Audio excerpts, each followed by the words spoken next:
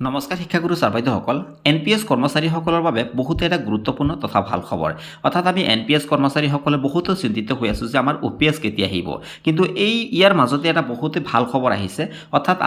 আজি আমাৰ বিধানসভাৰ মজিয়াতে অখিল গগৈ ডাঙৰীয়াই এটা বিশেষ ভাল খবৰ দিছে অৰ্থাৎ বিধানসভাৰ মজিয়াত আমাৰ অখিল গগৈ ডাঙৰীয়াই NPSক OPS কৰাৰ বাবে আমাৰ অখিল গগৈ ডাঙৰীয়াই বহুতো ধুনীয়া বহুতো এটা ভাল লগা এটা মন্তব্য দাঙি ধৰিছে আৰু এই মন্তব্যখিনি আজি আপোনালোকক শুনাব বিচাৰিছোঁ আশা কৰিছোঁ ছাৰ বাইদেউসকল ভিডিঅ'টো আপোনালোকে সম্পূৰ্ণ শেষলৈকে চাব আৰু আপোনালোকে ভিডিঅ'টো শ্বেয়াৰ কৰি দিব যাতে আমাৰ প্ৰতিজন শিক্ষাগুৰু ছাৰ বাইদেউসকলে কথাখিনি গম পায় তেন্তে বলক ছাৰ বাইদেউসকল আমি ভিডিঅ'টো আৰম্ভ কৰোঁ UPS আৰু NPS এই দুটাৰ মাজত পাৰ্থক্যনো কি আৰু OPS পুৰণি পেঞ্চন ব্যৱস্থা আৰু UPS যেটো ইউনাইটেড পেঞ্চন স্কিম এই দুটাৰ মাজত পাৰ্থক্য কি এই সম্পৰ্কে অকণমান আলোচনা কৰিলে কিয়নো কৰ্মচাৰীসকলে আচলতে UPS নহয় OPS লাগে বুলি বাৰম্বাৰ দাবী জনাই আহিছে আমি স্পষ্ট হৈ পৰিম প্ৰথম কথা যে UPS যেটো ব্যৱস্থা এই ব্যৱস্থাত পেঞ্চন দিয়াৰ কথা কোৱা নাই এখন গেজেট নটিফিকেশন ইয়াত এই গোটেই পেঞ্চন ব্যৱস্থাটোৰ কথা উল্লেখ কৰা হৈছে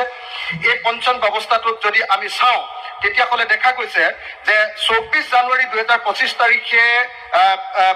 আমাৰ গেজেট নটিফিকেশন হোৱা এই ব্যৱস্থা অনুসৰি পেঞ্চন নহয় এচিয়ৰ্ড পে আউট আগতে আমাৰ ওল্ড পেঞ্চন স্কিমত যেটো পেঞ্চন দিম বুলি কৈছিলে এতিয়া কৈছে যে এচিয়ৰ্ড পে আউট এটা নিশ্চিত এটা পেমেন্ট মানুহবিলাকক দিয়া হ'ব এতিয়া এই পেঞ্চন ব্যৱস্থাৰ মই যেতিয়া এই গোটেই UPS এই গোটেই ব্যৱস্থাটো বাৰম্বাৰ পঢ়িছিলোঁ বাৰম্বাৰ পঢ়ি বুজিবলৈ আৰু তাৰ পিছফালে দিয়া অংকটো যেতিয়া বাৰম্বাৰ কৰি আছিলোঁ তেতিয়া দেখিছিলোঁ যে কোনোবা ক্ষেত্ৰততো NPSতকৈ এইটো বেয়া বস্তু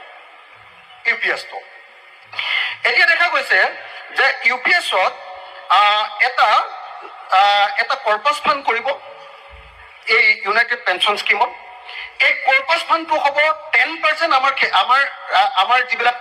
চাকৰিয়াল বিলাকৰ পৰা প্ৰত্যেক মাহে 10%কে দৰমহাৰ 10%কে পইচা বেসিক পে প্লাস দিয়ে তাৰ পৰা 10% পইচা কাটি ৰাখিব আমাৰ ওল্ড পেঞ্চন স্কিমত এনেকুৱা ধৰণৰ কাটি ৰখা কোনো সিস্টেম নাই নিশ্চিতভাৱে এজন কৰ্মচাৰীয়ে গোটেই জীৱনটো ডেডিকেটেডলি কাম কৰাৰ কাৰণে তেওঁক সদায় পেঞ্চন পোৱাৰ পাছত তেওঁক দৰমহা দিয়াই হয় মানে শেষৰ যিটো দৰমহা তাৰ আধা পেঞ্চন দিয়া হয় ইয়াত কিন্তু কৈছে যে নহয় তোমালোকে 10% দৰমহা জমা কৰি যাব লাগিব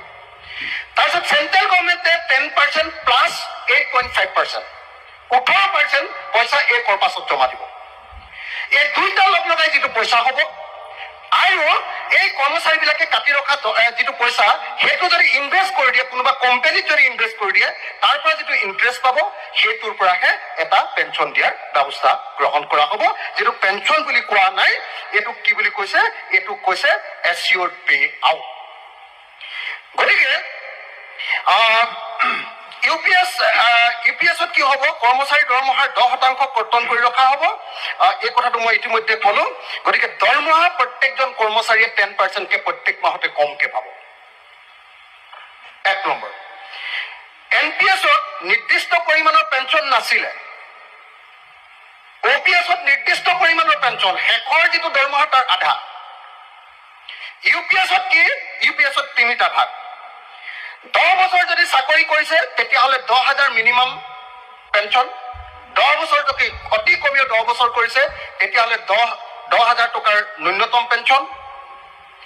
10 পৰা 25 বছৰ যদি কৰিছে আনুপাতিক আকাৰত পেঞ্চন আৰু 25 বছৰ যদি নিয়মীয়া চাকৰি কৰিছে একেৰাখে আৰু সেই 25 বছৰ যদি নিজৰ 10%কে পইচা কাটি গৈছে তেতিয়াহ'লে কি হ'ব শেষৰ 12 মাহৰ এভাৰেজ শেষৰ যেটো 12 মাহৰ এবছৰৰ দৰমহা তাৰ এভাৰেজটো 50% তেওঁলোকে পেঞ্চন ৰূপে পাব এটো হ'ল UPS আৰু কি কৰিব প্ৰতিভা পত্নীৰ ক্ষেত্ৰত যদি মানুহজন ঢুকাই গ'ল পেঞ্চন পোৱা মানুহজন তেওঁৰ পৰিয়ালে কিমান পাব 60% পেঞ্চন তাৰপাছত মৰকীয়া সাহায্য যেটো ডিয়াৰনেন্স যেটো DR যেটো সেটো পেঞ্চনৰ লগত যোগ হ'ব আৰু কৰ্মচাৰীৰ DA বা মৰকীয়া বানুচৰ সমানে সেটো পেঞ্চনৰ লগত যোগ হ'ব অৱসৰৰ সময়ত যেটো এটা এককালীন সাহায্য দিব। এইটো অল্ড পেঞ্চনত যদি 35 লাখ টকা কোনোবাই এককালীন সাহায্য পাইছে, ইয়াত 3,50,000 মান টকা এককালীন সাহায্য এটা পাব। ইয়াত অংকটো আছে দেই, এইটো মানে একেবাৰে কম এটা পাব। সেইটো মই মানে ইয়াত অংক কৰি দেখুৱাব লাগিব, সেইটো অংক কৰি দেখুৱাবলৈ কোনেও এইটো সময় মোক নিদিব। ইয়াত পিছফালে অংক এটা দেখুৱাই দিছে। গতিকে কিন্তু মই এমাউণ্টটো কৈছো, যিটো 35 লাখ টকা এজন মানুহে ওলাই গ'লে, আজিৰ দিনটোত ওলাই গ'লে এককালীন সাহায্য এটা পায়। তো সেইটো ইয়াত 35 লাখ টকা যিজন মানুহে আজিৰ দিনটোত পাব পেঞ্চন পালে, সেইটো ইয়াত গৈ আকৌ 3,50,000 মান টকাহে পাব। তো যদি অৱসৰ সময়ত এককালীন সাহায্য কিমান পাব? যদি আজিৰ দিনটোত শেষ 12 মাহৰ গড় যদি দৰমহা 68,850 টকা হয়, তেতিয়াহ'লে 10 বছৰ চাকৰি কৰিলে তেওঁ কি ক'ব, এককালীন সাহায্য পাব 1,28,700 টকা। 20 বছৰ চাকৰি কৰিলে তেওঁ পাব 2,75,400 টকা, 2,75,400 টকা। আৰু 25 বছৰ চাকৰি কৰাৰ পাছতে 25 বছৰ চাকৰি কৰি ওলাই গ'লে মানুহজনে পাব 3,44,250 টকা। যিটো এতিয়া 25 বছৰ চাকৰি কৰিলে 35 লাখ মান টকা পায় মানুহ এজনে এইটো দৰমহা।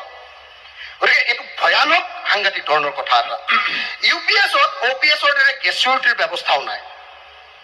আৰু নাই GPF-ৰ ব্যৱস্থাও। GPF-ও নিদিয়ে আৰু গ্ৰেচুইটিও নিদিয়ে। UPS-ত OPS-ৰ দৰে 10 বছৰ পেঞ্চন বৃদ্ধি, 10 বছৰৰ মূৰে মূৰে যে এই যিটো দৰমহা বৃদ্ধিৰ কাৰণে যিবিলাক আয়োগ হয়, তো এই GPS-ত কিন্তু এই দৰমহা বৃদ্ধিৰ ওপৰত ভিত্তি কৰি পেঞ্চন বৃদ্ধিৰ যিটো ব্যৱস্থা, এই ব্যৱস্থাটো নাই। কাৰণ আগতে দৰমহাৰ পৰা 10% যে কাটিছিলে, তাৰ ওপৰতে পেঞ্চন দিব। গতিকে নতুনকে যিটো দৰমহা বৃদ্ধি হ'ব, তাত কোনো ধৰণৰ এনহান্সমেণ্ট, পেঞ্চনৰ এনহান্সমেণ্ট নাই। গতিকে এজন কৰ্মচাৰীয়ে খালি ইয়াত এটাই সুবিধা NPS-তকে, NPS-ত কৰিলে কোনোবাই 2,000 টকাও পেঞ্চন পায়। ইয়াত ফিক্স কিন্তু 10 বছৰ কাম কৰিলে, মিনিমাম 10 বছৰ কিন্তু কাম কৰিলেহে পাব। 10 বছৰ কাম কৰিলে ফিক্স তেওঁ 10,000 টকা এটাৰ পেঞ্চন পাব। কিন্তু 10,000 টকাৰ পেঞ্চনটো অকণমান ডাঙৰ যেন লাগিব পাৰে, কিন্তু এতিয়া আজিৰ দিনটোত যিবিলাক মানুহে চাকৰিত অংশগ্ৰহণ কৰিছে, তেওঁ 10 বছৰৰ পাছত যদি 10,000 টকা পেঞ্চন পায়, সেইটো আজিৰ দিনটোৰ 1,000 টকা মান হ'বগৈ। আজিৰ দিনটোৰ 1,000 টকা মান হ'ব। এই যে দৰমহা বৃদ্ধিৰ লগত এই যে ডিএলএমছ এলাউন্স থাকে, দৰমহা বৃদ্ধিৰ লগত মূল্য বৃদ্ধিৰ যিটো সম্পৰ্ক,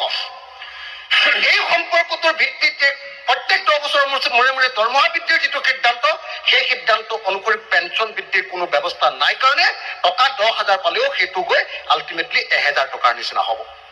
গতিকে UPS চিষ্টেমটো এটা ভয়ানক এটা চিষ্টেম। ক'ৰবাত সেইকাৰণে NPS-তকৈ ই ভয়ানক।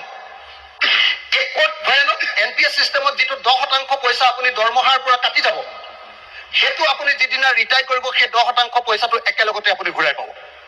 গতিকে যাবৰ সময়ত আপুনি অন্তত 20 লাখ টকা এটা পাই যাব। ইয়াত কিমান পাব? 25 বছৰ চাকৰি কৰি যাবৰ সময়ত আপুনি 3,44,250 টকা পাব। গতিকে যিসকল কৰ্মচাৰী আপোনালোকে চাব, 60 বছৰ বা 65 বছৰলৈকে চাকৰি কৰে আজিকালি, গোটেই জীৱনৰ আটাইতকৈ ভাল সময়খিনি চৰকাৰৰ কাৰণে দিলে, ৰাইজৰ কাৰণে দি দিলে।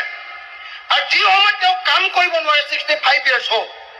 তেওঁ যি সময়ত একদম মানে তেওঁৰ জীৱনটোৱে তেতিয়া অলপ হৈ গ'ল, আৰু তেওঁ ক্ৰিয়েটিভিটি নাইকিয়া হৈ গ'ল, তেওঁ কষ্ট কৰিব নোৱাৰা হৈ গ'ল, গোটেই জীৱনৰ ভাল ক্ৰিয়েটিভ সময়খিনি সমাজৰ কাৰণে দি দিলে, সেই মানুহজনক তেতিয়াৰ মূল্যৰ হাৰত যদি টকা 1,000 পেঞ্চন দিয়ে, 10,000 হ'ব, এইটো আজিৰ দিনৰ 1,000 টা মানে, সেইটো যদি পেঞ্চন দিয়ে, তেতিয়াহ'লে সেই মানুহজনে